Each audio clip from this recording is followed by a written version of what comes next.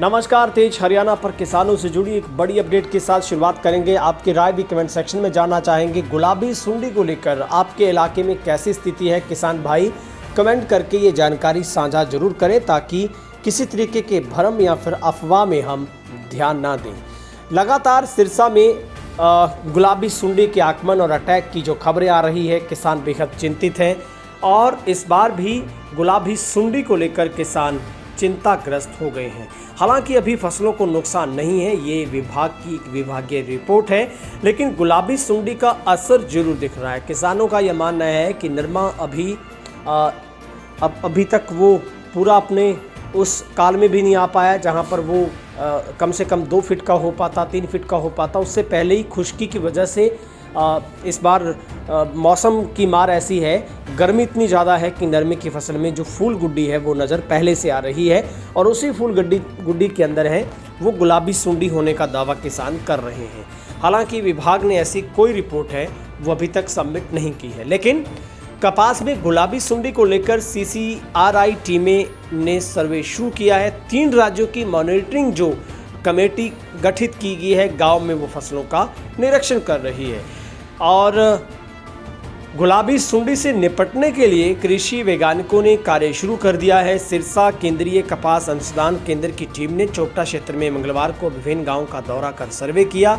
विभाग की टीम हरियाणा, पंजाब, राजस्थान में कपास की फसल में 3 राज्यों की 4 मॉनिटरिंग कमेटी जगह जगह पर निरीक्षण कर रही है। लेकिन खबर ये भी आ रही है कि नरमे की छोटी से पौधों पर भी गुलाबी सुंडी का अटैक देखने को मिल रहा है। खबर यह भी है कि कई जगह पर किसान इस इंतज़ार में है कि अगर बारिश शुरू होती है तो नरमे पर ट्रैक्टर चलाकर वहां पर गवार की बिजाई की जा सके, क्योंकि किसानों के पास अब दूसरा कोई चारा नहीं है।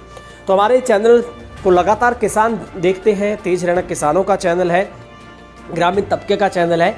तो हमारे किसान भाई जो हमारे दर्शक वो भी कमेंट करके बताएं आप किस किस इलाके से देख रहे हैं खबर को और आपके वहां पर किसान की स्थिति क्या है, नरमे में क्या स्थिति नज़र आ रही है, क्या इस पर अफवाह ज़्यादा है और रियल में कुछ कहानी और है।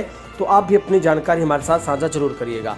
कपास की फसल में वैज्ञानिकों द्वारा गुलाबी सुंडी को रोकने के लिए जहां निगरानी रखी जा रही है, इसी के लिए किसानों को सुंडी से फसल बचाने के लिए जागरूक भी किया जा रहा है। अब जागरूक कितना किया जा रहा है ये भी किसान बताइएगा।